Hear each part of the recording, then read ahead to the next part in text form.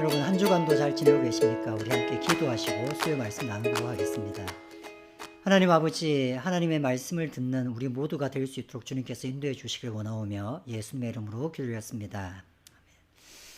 네, 오늘은 아모스서 8장의 말씀을 가지고 아무도 무서워하지 않는 심판이라는 제목으로 말씀을 나누고자 합니다. 아모스서 8장 11절 말씀만 제가 한 절 읽어드리겠습니다. 주 여호와의 말씀이니라. 보라, 날이 이를지라 내가 기근을 땅에 보내리니 양식이 없어 주림이 아니며 물이 없어 가람이 아니요 여호와의 말씀을 듣지 못한 기갈이라.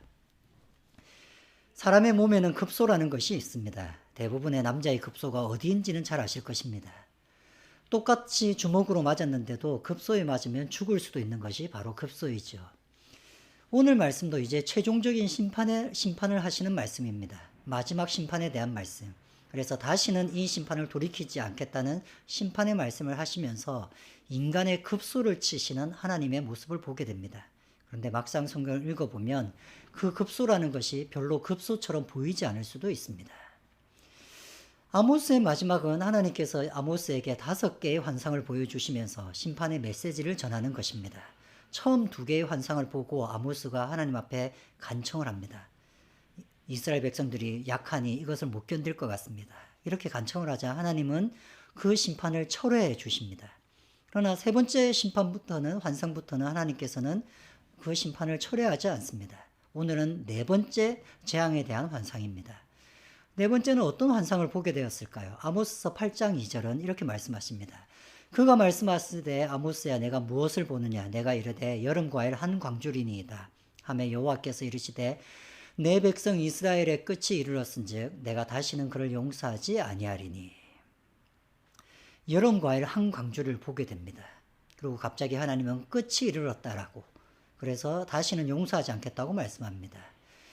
우리나라 성경으로 읽으면 잘 이해하기는 힘들지만 히브리어로 만약에 읽게 된다면 조금 더 이해하기가 쉽습니다. 왜냐하면 여름 과일은 히브리어로 콰이츠라고 부릅니다. 그리고 끝이라는 말은 퀘이츠입니다. 그러니 하나님께서 아모스에게 내가 무엇을 보느냐 물어보자 아모스는 내가 콰이츠를 봅니다. 그러자 하나님은 퀘이츠가 이르렀다 이렇게 얘기하신 겁니다. 콰이츠와 퀘이츠. 설렁은 아재의 개그같이 느껴질 수 있지만 이것은 당시뿐만 아니라 오늘날에서도 알파벳을 쓰는 서구권에서는 익숙하게 쓰는 표현법입니다. 이것을 영어로는 워드 플레이라고 하고 이것을 번역하면 언어 유희라고 번역하기도 합니다. 비슷한 발음의 단어를 연속해서 씀으로써 그 단어끼리 유사성을 강조하는 것이죠. 그래서 하나님은 여름 과일을 보여주시고 그 발음대로 종말, 끄트머리가 이르렀다고 얘기하신 것이었습니다. 그러면서 자신은 이제는 더 이상 용서하지 않겠다고 말씀하신 것이죠. 북이스라엘에게 하나님은 왜 화가 나셨을까요? 어떤 사람들에게 하나님은 화를 내신 거고 그들의 행위는 도대체 어떤 것이었을까요? 그들의 행위에 대해서 4절은 이렇게 말씀합니다. 4절을 제가 읽어드리겠습니다. 가난한 자를 삼키며 땅에 힘없는 자를 망하게 하려는 자들아 이 말을 들으라. 가난한 자와 약한 자를 돌보지 않고 그들의 피를 빨아먹는 자들입니다. 그들이 어떤 구체적인 일을 했는지를 8장 5절은 이렇게 얘기합니다. 너희가 이르기를 월삭이 언제 지나서 우리가 곡식을 팔며 안식일이 언제 지나서 우리가 밀을 내게 할꼬. 이들은 월삭과 안식일이 빨리 지나서 장사를 하고 싶어하는 사람들이었습니다. 그리고 그 장사를 하는 모습을 이렇게 얘기합니다. 에바를 작게 하고 세계를 크게 하여 거짓 저울을 속이며. 이들은 저울을 속여가지고 이익을 얻는 사기꾼 같은 사람들이었습니다. 이들은 나쁜 사람처럼 보이긴 하지만 이들은 분명히 월식과 안식일을 지키는 사람들입니다. 말하자면 그들은 주일날 꼬박꼬박 예배에 참석하면서 평일날 사기를 치고 다니면서 돈을 열심히 벌고 돈벌이에 목숨을 거는 사람들이었습니다. 이때까지 아모스는 계속적으로 가난한 사람들과 연약한 자들을 돌보라 이런 메시지를 전했습니다.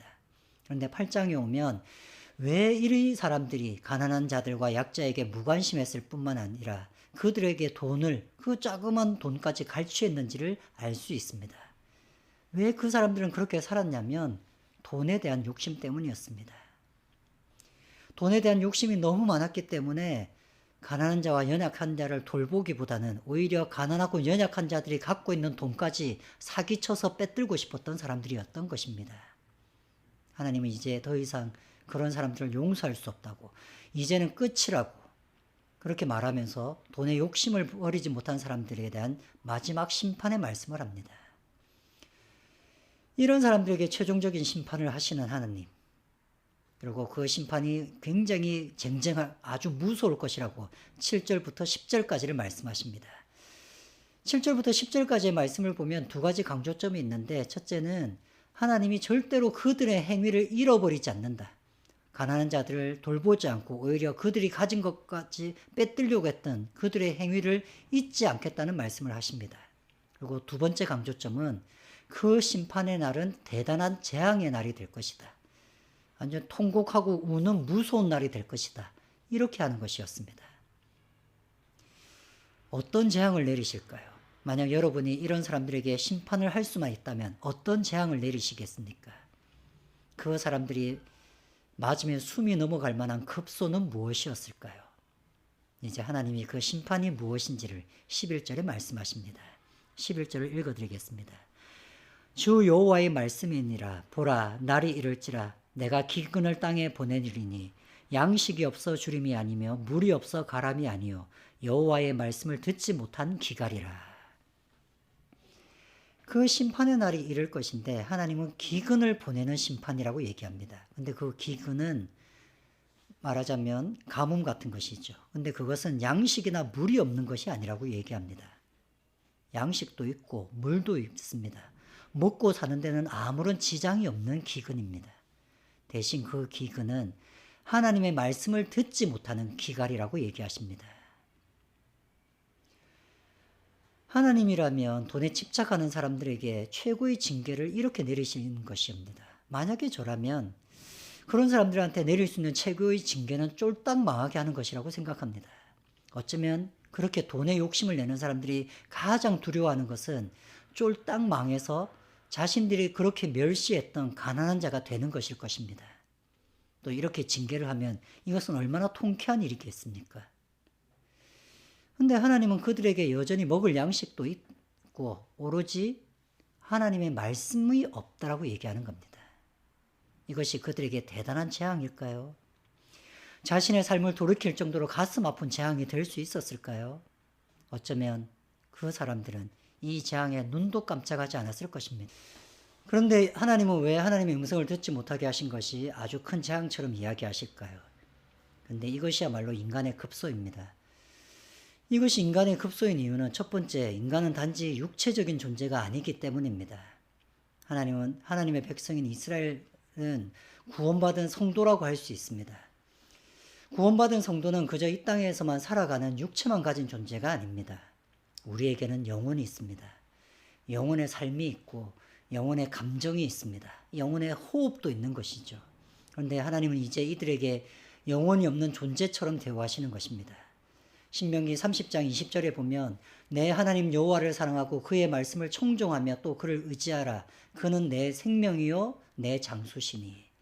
하나님의 말씀을 듣는 것이 우리 생명과 연관이 있다고 얘기하십니다. 요한일서 1장 1절도 이렇게 말씀하십니다. 태초부터에 있는 생명의 말씀에 관하여. 하나님의 말씀은 항상 우리의 생명과 연관이 있었습니다. 우리의 영혼은 하나님의 말씀으로 살아가고 우리의 육체도 하나님의 말씀과 연관이 있습니다. 그렇기 때문에 그 말씀을 못 듣게 하신 것은 하나님께서 우리를 그저 하나님이 만드신 영혼이 있는 인간이 아니라 그저 영혼이 없는 짐승처럼 살아가게 만드는 것이기도 합니다. 그래서 이렇게 하나님의 음성을 못 듣게 하겠다라고 얘기를 하시자 이때까지 하나님의 음성에 관심도 없었던 사람들의 반응이 12절부터 14절까지 나옵니다. 그 반응은 이렇습니다. 사람이 이 바다에서 저 바다까지 북쪽에서 동쪽까지 비틀거리며 여호와의 말씀을 구하려고 돌아다녀도 얻지 못하리니. 예, 그들은 하나님에게 듣지 못한 말씀을 뭔가 듣고 싶어서 찾지만 못 찾는 겁니다. 그래서 하나님의 말씀을 못 듣자 그들은 이렇게 얘기합니다. 14절에 사마리아의 죄된 우상을 두고 맹세하여 이르기를 다나 내 신들이 살아있음을 두고 맹세하노라 하거나. 브엘세바에 위하는 것이 살아있음을 두고 맹세하노라 하는 사람들은 엎드려지고 다시 일어나지 못하리라. 하나님의 음성을 듣지 못하자 우상들을 찾아가서 그들에게서 뭔가 듣고 싶어하는 자들이라는 겁니다. 우리의 영혼을 살리는 것은 하나님의 말씀입니다. 그런 것이 없어지면 우리는 피폐해지게 될 것입니다. 하나님의 음성을 듣지 못한다는 것, 그것은 우리를 영적으로 무감각하게 만든다는 것입니다. 영적으로 무감각하게 만드는 것은 무서운 징계입니다. 말하자면 영적인 문둥병자가 된다고 할 수 있을 것입니다. 아무것도 느끼지 못하는 영적인 문둥병자. 여러분은 왜 문둥병이 그렇게 심각한 병인지 아십니까? 한센씨 병이라고 불리는 이 병은 나균에 의해 피부의 말단에 신경이 괴사되는 죽는 병입니다. 근데 나균이라고 하는 이 균은 햇볕에 한두 시간만 쬐어도 죽는 연약한 균입니다. 그리고 실제로 나균은 유전되지도 않습니다. 그리고 심지어 오늘날은 약 한 알만 먹으면 나균의 99.9%는 전염성을 잃어버리게 됩니다. 오늘날 거의 사라진 폐렴보다도 더 약한 것이 나균이라고 할 수 있습니다. 그럼에도 불구하고 이 나균에 의한 한센병은 오랜 시간 동안 인류에게 하늘이 내린 병, 천형이라고 여겨졌습니다. 후에 밝혀진 이유는 통증을 느끼지 못하기 때문이었습니다. 아무런 통증을 느끼지 못하기 때문에 자신의 몸이 상할 때까지 사용하는 것입니다. 우리는 발바닥이 아프면 걷다가 그만 걸으면 됩니다. 발이 아파서 더 걷지 못하니까요. 하지만 그 발바닥에 통증을 느끼지 못하는 나병 환자들은 정말 말 그대로 뼈가 드러날 때까지 걸어 다닙니다. 우리는 병뚜껑을 열 때 잘 열리지 않으려고 막 힘을 쓰다 보면 손이 아프면 멈추게 됩니다. 그런데 나병 환자들은 손끝이 아프지 않기 때문에 손목이 부러질 때까지 힘을 줍니다. 그렇기 때문에 뭔가를 느끼지 못한다는 것은 하늘이 내린 형벌이었습니다. 나병 환자들처럼 영적인 나병을 갖고 있는 사람들에게 하나님의 음성을 듣지 못하는 것은 그런 형벌이 될 수 있습니다. 우리는 지금 이렇게 설교를 듣는 것이 하나님의 음성을 듣는 것이라고 생각할 수 있습니다. 그러나 그것은 그저 인간의 목소리를 내 귀로 듣는 것입니다. 하나님의 음성은 우리의 마음으로 듣게 되어 있습니다. 내 마음이 떠오르는 생각, 내 마음속에 하나님께서 이렇게 하시기를 원하신다는 그런 느낌, 이런 것이 하나님의 음성에 가까운 것입니다. 성령에 대한 책을 언젠가 한번 읽은 적이 있는데 그 책의 저자가 이렇게 얘기한 것이었습니다. 자기가 질문을 던지고 자기가 답을 하는데 이런 질문을 던집니다. 만약 내일 아침에 일어났는데 성령의 능력이 사라졌다면 당신은 어떻게 될 것 같은가? 이 질문을 던진 저자는 스스로 대답을 합니다. 아무 일도 없을 것 같다. 늘 우리가 살아가면서 하나님의 성령님의 음성에 귀 기울이지도 않고 성령께 뭔가 의지하면서 살아가지 않았기 때문에 혹시 그 성령이 하루아침에 사라진다 하더라도 우리가 아마 못 느낄 것이다 라는 얘기였습니다. 마찬가지로 하나님의 음성에 귀 기울이지 않고 살았기 때문에 특별히 하나님의 음성이 안 들린다고 해도 잘 모를 수 있는 사람들이었습니다. 그런데 하나님은 그것이 그들에게 치명적인 문제를 일으킬 것을 알았습니다. 하나님이 하시는 책망의 마음도 아파보고 그래서 하나님을 두려워하는 마음도 가져보고 그리고 회개하기 위해서 눈물도 흘려봐야 우리의 삶은 엉뚱한 것으로 채워지지 않습니다. 근데 지금 하나님은 아무것도 느끼지 못하게 하나님의 말씀에 기가를 주겠다고 하신 것이었습니다. 그러면 그들은 문둥병자처럼 아무런 고통 없이 그저 자신의 사는 방식, 이때까지 살았던 방식대로 돈을 추구하며 살아가게 되는 것입니다.